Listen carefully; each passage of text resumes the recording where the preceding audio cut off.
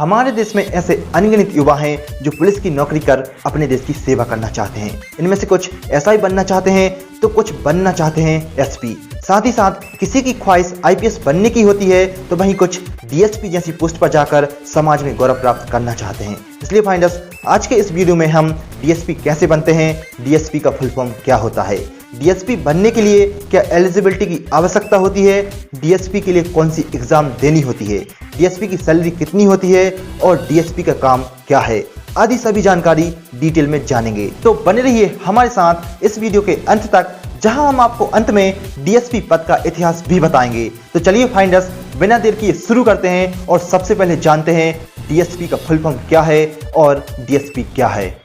Finders, DSP का full form deputy superintendent of police होता है। इसे हिंदी में उप पुलिस अधीक्षक कहा जाता है। नाम से ही आपको समझ आ गया होगा कि डीएसपी का संबंध किस क्षेत्र से है। जी हां, डीएसपी का संबंध पुलिस सेवा से है। इस पद का रैंक पुलिस में एसपी के नीचे होता है, यानी कि एक डीएसपी एसपी के आदेश अनुसार काम करता है। हालांकि एसपी की गैर मौजूदगी में डीएसपी ही सारी जिम्मेदारी संभालता है। आपको बता दें कि डीएसपी राज्य स्तर के अधिकारी होते हैं।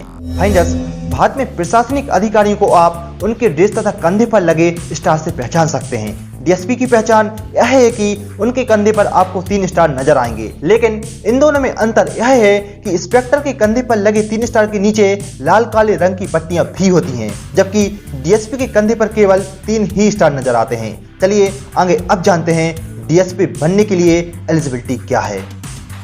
फाइंडर्स, डीएसपी यानी उप पुलिस अधीक्षक बनने की अगर आप सोच रहे हैं तो इसकी सबसे पहली शर्त यह है कि आपको अपना ग्रेजुएशन पूरा करना होगा। इसके अलावा और भी विभिन्न मापदंड तय किए गए हैं। चलिए आइए इनको भी देखते हैं। नंबर 1, केवल भारतीय नागरिकता वाले ही डीएसपी के लिए आयोजित परीक्षा में भाग ले सकते हैं।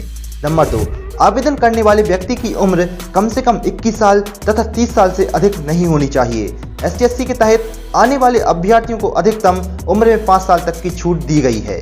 नंबर 3, पुरुष अभ्यर्थी की लंबाई कम से कम 168 सेंटीमीटर होनी चाहिए, जबकि महिला अभ्यर्थी की लंबाई 155 सेंटीमीटर होनी चाहिए। नंबर 4, पुरुषों का चेस्ट कम से कम 84 सेंटीमीटर होना चाहिए। लेकिन यहाँ पर ध्यान देने की बात यह है कि अभ्यर्थी की लंबाई तथा चेस्ट की माप कुछ राज्यों में अलग अलग होती है, इसलिए आप जिस भी राज्य से बिलोंग करते हैं वहाँ का क्राइटेरिया एक बार जरूर देख लें। चलिए अब जानते हैं डीएसपी बनने की प्रक्रिया क्या है। फाइंडर्स, डीएसपी बनने के लिए सबसे पहली शर्त यह है कि आपने किसी मान्यता प्राप्त कॉलेज या यूनिवर्सिटी से ग्रेजुएशन पूरा कर लिया है। आप किसी भी विषय से ग्रेजुएशन कर सकते हैं। अगर आप ग्रेजुएशन के अंतिम वर्ष में हैं तो भी आप इसके लिए आयोजित होने वाली परीक्षा के लिए आवेदन कर सकते हैं। इसके बाद आपको राज्य स्तर पर आयोजित होने वाली राज्य सिविल सेवा परीक्षा यानी कि स्टेट सिविल सर्विस एग्जामिनेशन में भाग लेना होगा। इस परीक्षा का आयोजन राज्य द्वारा किया जाता है। अलग अलग राज्यों में यह परीक्षा अलग अलग समय पर आयोजित की जाती है। आइए अब बात करते हैं डीएसपी बनने के लिए आयोजित होने वाली परीक्षा के बारे में। फाइंडर्स, फिलहाल अब तक आप यह तो जान गए हैं कि डीएसपी बनने के लिए आपको स्टेट सिविल सर्विस एग्जामिनेशन में भाग लेना पड़ेगा, लेकिन डीएसपी का पद केवल एक परीक्षा पास करने से नहीं मिलता है। इसकी प्रक्रिया कुल 3 चरणों में पूरी की जाती है। सबसे पहले प्रारंभिक परीक्षा आयोजित की जाती है। इस परीक्षा में अगर आप सफल हो जाते हैं तो आपको मुख्य परीक्षा में बैठने का मौका दिया जाएगा। मुख्य परीक्षा में सफल होने के बाद कैंडिडेट को इंटरव्यू के लिए बुलाया जाता है। इंटरव्यू में किए प्रदर्शन के आधार पर ही यह नौकरी मिल पाती है। इंटरव्यू में सफल होने के बाद कैंडिडेट को 3 महीने की ट्रेनिंग पर भेजा जाता है।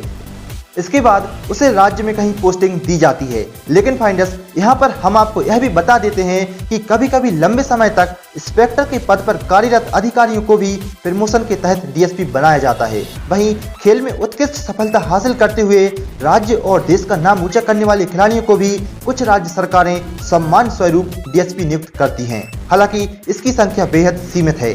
चलिए आगे बढ़ते हैं और अब जानते हैं डीएसपी के लिए आयोजित होने वाली परीक्षा का सिलेबस क्या है। फाइंडर्स, डीएसपी के लिए आयोजित स्टेट सिविल सर्विस एग्जामिनेशन में प्रारंभिक परीक्षा में जनरल स्टडीज से 150 अंक के तथा ऑप्शनल सब्जेक्ट में 300 अंक के प्रश्न होते हैं। वहीं मुख्य परीक्षा में अनिवार्य विषय 300 अंक का होता है। इंग्लिश 300 अंक, ऐसे 200 अंक, जनरल स्टडीज 300 तथा एक वैकल्पिक विषय होता है। अगर आप इन परीक्षाओं में बेहतर अंक के साथ सफल होते हैं तो आपको इंटरव्यू में बैठने का मौका मिलेगा। यहाँ सफल होने पर आप अपने सपने को पाने में सफल हो जाते हैं। आइए अब जानते हैं डीएसपी बनने के लिए तैयारी कैसे करें। फाइंडर्स, सबसे पहले आप अपनी लंबाई देखें। अगर आपकी लंबाई डीएसपी के लिए आवश्यक लंबाई के अनुसार है तो फिर आप इसकी तैयारी एक पूरे प्लान के साथ कर सकते हैं। ग्रेजुएशन पूरी करते समय जीके पर अपनी पकड़ मजबूत बनाएं। इसके अलावा गणित, रीजनिंग, सामान्य विज्ञान तथा अंग्रेजी पर विशेष ध्यान दें। अधिक से अधिक सेल्फ स्टडी करें तथा एक सिस्टम के तहत पढ़ाई करें। परीक्षा के सिलेबस पर हमेशा नजर बनाए रखें तथा उसी के अनुसार तैयारी करें। आप बेहतर कोचिंग संस्थान की भी मदद ले सकते हैं।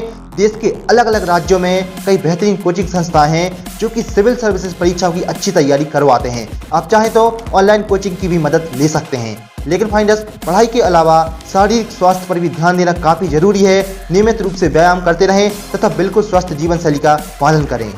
और हाँ, इंटरव्यू में आपके बोलने का तरीका और तार्किक शक्ति काफ़ी मायने रखती है, इसलिए अपनी शारीरिक भाषा को बेहतर से बेहतर तथा सरल बनाएं।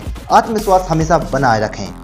आइए देखते हैं डीएसपी की सैलरी कितनी होती है और उसे क्या क्या सुविधाएं मिलती हैं। फाइंडर्स, डीएसपी का मासिक वेतन 15,600 रुपये से लेकर 39,100 रुपये के बीच में होता है। इसके अलावा 5,400 ग्रेड पे दिया जाता है। इसके अलावा भी अन्य कुछ सुविधाएं दी जाती हैं। इसमें डीएसपी को एक सरकारी वाहन तथा ड्राइवर सरकार द्वारा उपलब्ध कराया जाता है। सरकार द्वारा ही डीएसपी को आवास तथा नौकर उपलब्ध कराए जाते हैं। आवास का बिजली बिल सरकार ही वहन करती है। इसके अलावा डीएसपी को सुरक्षा गार्ड भी दिया जाता है। आइए अब देखते हैं अगर डीएसपी को प्रमोशन मिलता है तो वह कौन सी पोस्ट प्राप्त करता है। फाइंडर्स, अगर डीएसपी के रूप में आपने ईमानदारी से अपनी जिम्मेदारी का निर्वाह किया है तो आपको इसका इनाम पदोन्नति यानी कि प्रमोशन के रूप में मिलता है। आप डीएसपी के बाद एसपी से लेकर राज्य के डीआईजी तक बन सकते हैं, यानी कि प्रमोशन के रूप में आप डीएसपी से ऊंचा कोई पद प्राप्त कर सकते हैं। डीएसपी का काम क्या होता है? फाइंडर्स, डीएसपी का काम अपने क्षेत्र में आने वाले सभी थानों को व्यवस्थित रूप से चलाए रखने का है। थानों की कार्यशैली पर नियमित रूप से नजर बनाए रखना है तथा उसकी रिपोर्ट अपने ऊपरी अधिकारी को करना है। इसके अलावा क्षेत्र में कानून व्यवस्था को नियंत्रित रखने की जिम्मेदारी डीएसपी की होती है। वहीं अपने ऊपरी अधिकारी विशेषकर एसपी के आदेशों को व्यापक रूप से लागू करने की जिम्मेदारी भी डीएसपी की ही होती है। भारत में डीएसपी का इतिहास। फाइंडर्स, भारत में डीएसपी पद 1876 में अंग्रेजों द्वारा शुरू किया गया था। इस पद को शुरू करने का मुख्य उद्देश्य उस समय पुलिस विभाग में काम कर रहे भारतीयों को ऊंचे पदों पर प्रमोशन करना था। उस समय डीएसपी पर केवल भारतीयों को ही नियुक्त किया जाता था। उस समय डीएसपी पद को असिस्टेंट सुपरिंटेंडेंट पद के बराबर माना जाता था।